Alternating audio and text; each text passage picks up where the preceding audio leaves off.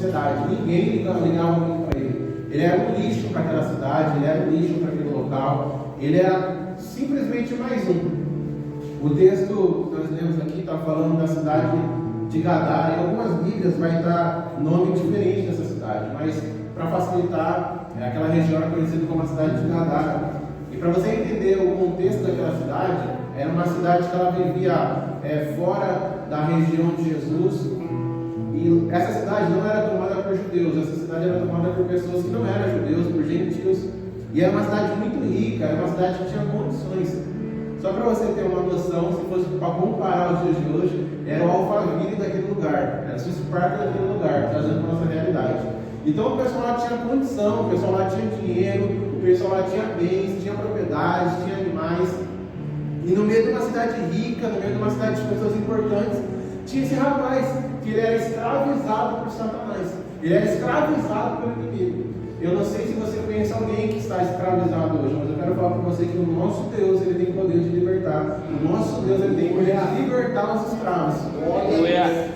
Sabe? E o que esse rapaz precisava? Porque tinha muitas coisas naquela cidade.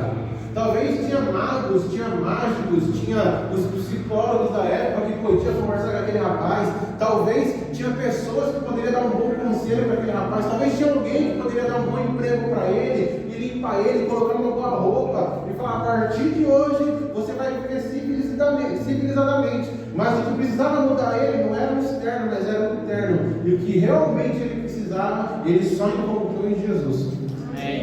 Sabe, o primeiro conselho para você essa noite: para de procurar no mundo aquilo que você só vai encontrar no Pai. Para de procurar nas outras coisas aquilo que você só vai encontrar em Jesus. Só em Jesus verdadeiramente nós podemos ser livres. Bastou apenas um encontro para a vida desse rapaz ser transformado.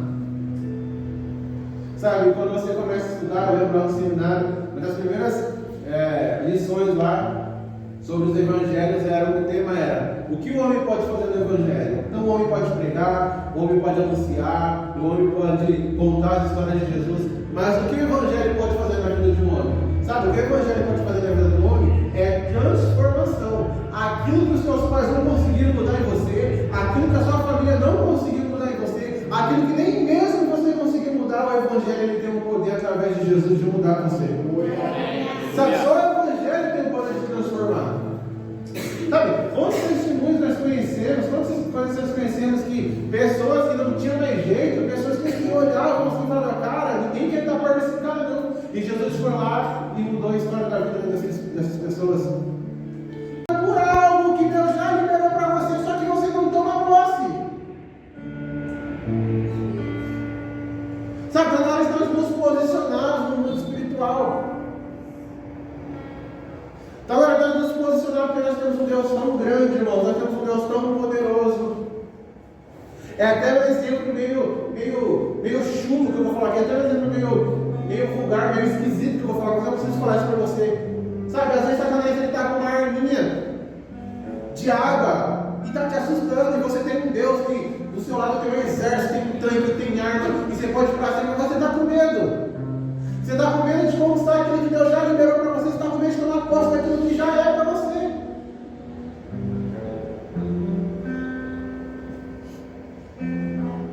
Amém? Vocês parecem ficar chato já?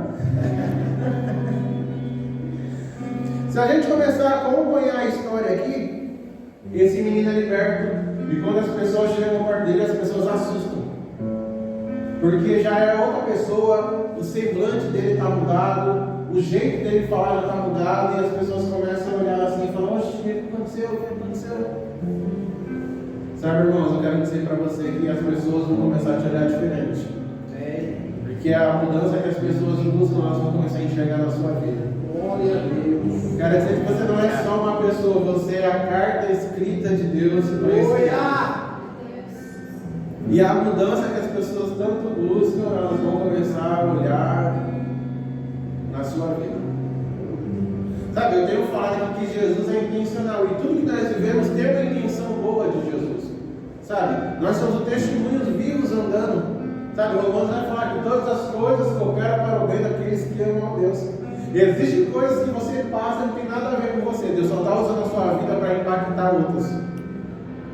Então Então se prepare, as pessoas vão começar a olhar para você e falar, cara, eu não te conheço, mas existe algo em você que está me incomodando e eu preciso disso. Eu sei que muitos aqui lutam contra isso, mas sabe aquela pessoa animada, segunda-feira de manhã, que dá até raiva, chega do lado, ela tá, segundou! Sabe aquela pessoa animada? Não estou falando que você vai ser essa pessoa, mas falando do lado espiritual, as pessoas vão olhar para você e falar, cara, dá até raiva desse cara, dá até raiva dessa moça. Nossa, ele tem algo diferente, quando ele chega o ambiente muda. Sabe, Jesus tem mais para você. O problema da igreja, o problema das pessoas é que às vezes ela sente alguns arrepios no culto, ela fica emocionada com uma palavra. Você quer que eu faça você chorar? No domingo eu vou ensinar as notas com o Doug, ensinar, nossa. Vou passar as notas com o Doug fazer umas 4 notinhas sempre, você chora, rapidão, você chora. Sabe? E não está errado se você chorar na pregação, não está errado se você sentir um arrepio, não está errado se o seu corpo pegar fogo, mas eu quero falar que Jesus é muito mais do que isso. Irmão, Jesus é muito mais do que isso, e tem gente acomodada nisso. Tem gente achando que vinha aqui na igreja, sentiu um arrepio e ir embora para casa, está cheio de Deus. E sabe uma coisa? Talvez você está cheio de muita coisa, menos de Deus.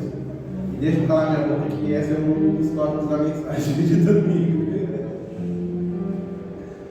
Mas vamos lá que eu não vou fugir daqui não. O caráter tem que ser tratado. E não se trata caráter da dia com noite, caráter demora. Sabe, irmão, tem vezes que Deus vai te pegar e falar assim, isso aí não é demônio não. Isso aí é seu ego, isso aí é seu orgulho. Isso aí é a maneira que você está vivendo. Sabe, aquela cidade sabia que eles teriam que ser tratados, que eles teriam que ser quebrantados. E digo mais ainda, irmãos, eles teriam que abrir mão de coisas. Eu quero dizer para você viver um novo com Deus, você vai ter que renunciar às coisas que te afastam de Deus. Como assim, pastor? Os porcos morreram. Os porcos morreram. Aquela cidade era muito rica e a principal fonte de renda daquela cidade eram os porcos. E aí nós começamos a estudar as leis das sinagogas da época. Nós começamos a estudar o Pentateuco deixado por Moisés lá na época que eles ainda usavam, o Alcorão, que todo livro, que todo judeu daquela região até os 12 anos estudava, e por mais que aquilo lá não era uma cidade tomada pelos judeus, mas era alguém que estava naquela região, nós começamos a entender que judeu e aquele povo daquela região, eles não tinham contato com porcos, porque eles acreditavam que os porcos eram imundos. Só que, quando foram para essa cidade, já não tinha mais judeu entre eles, então eles falaram, não, agora a gente vai viver da nossa maneira. Não interessa o que estão pregando aí, não interessa o que fala, agora a gente vai ver dessa maneira. Falam que é pecado ter contato com o corpo, beleza, mas dá dinheiro, então nós só vamos lá para frente. Quero abrir um parente aqui, tá, irmãos? Isso era lá naquela época. Não estou dizendo que carne de porco é pecado, pode comer à vontade, chama o pastor ama. Nossa, eu vou até fazer uma confissão para vocês aqui. Passei um período lá no Porcos. Como assim, pastor? Não tem um suíno lá em casa não. Não, irmãos. Às vezes o porco que você está criando dentro do seu coração é um pecado de estimação. Lembra aquela época que virou febre nas igrejas ficar falando o nome de demônio? Cada demônio tinha um nome. Parecia os Pokémon. Mas sabe qual que é o demônio mais conhecido? O mais conhecido, irmão, é o nada a ver. Pastor, isso aí não tem nada a ver não. Pastor, não tem nada a ver não. Pastor, esse pecadinho aí, não, nada a ver não. Isso aí Deus não leva em conta não. Deus conhece, né? Deus entende. Quer ver? Não pode mentir com o pastor, hein? Está dentro da igreja. Você pode não querer se manifestar, mas não mente. Essa semana fez frio. Existe alguém que é nosso meio que dorme sem tomar banho? Já entendi a resposta. Não sei responder para mim. Não estou dizendo que isso é um pecado. Não sei se você é casado e sua esposa vai ficar muito brava com você. Mas talvez o corpo que você está gerando dentro de você é um pecadinho pequeno. Um pecadinho que você acha que não tem nada a ver, que isso não vai te matar, mas daqui uns dias de pecadinho, ele vai ficar um pecado médio, daqui uns dias ele vai virar um pecadão, e você não vai mais conseguir sair disso.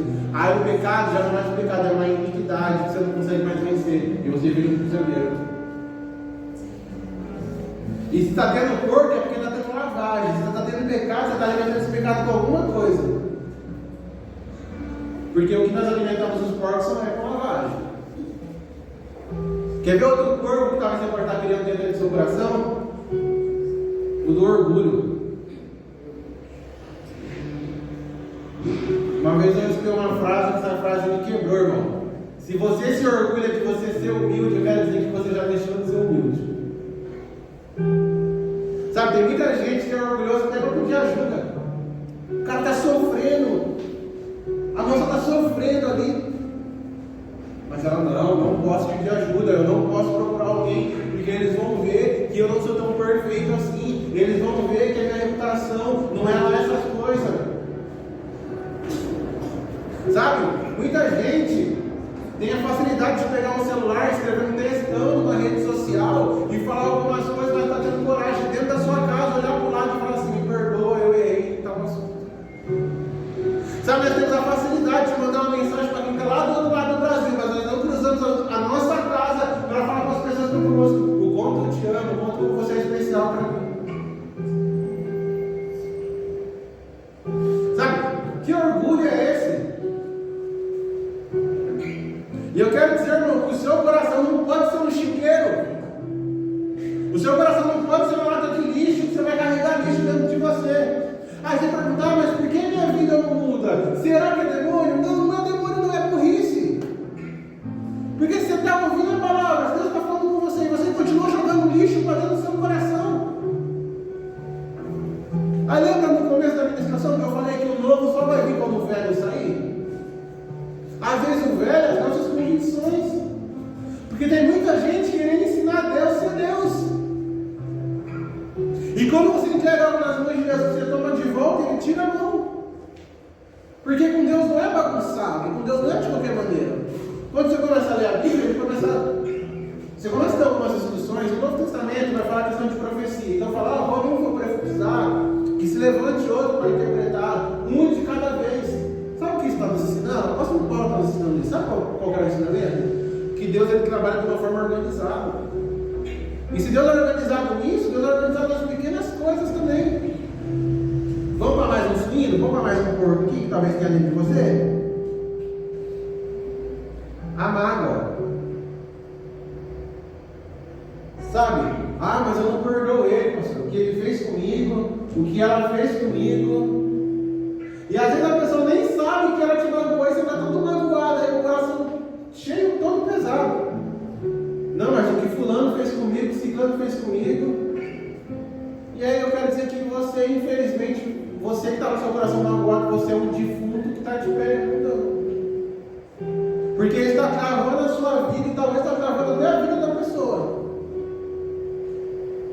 Sabe quantos corações que o Espírito Santo tem sondado e ele tem encontrado mágoa, ele tem encontrado rancor, ele tem encontrado tristeza dentro de você?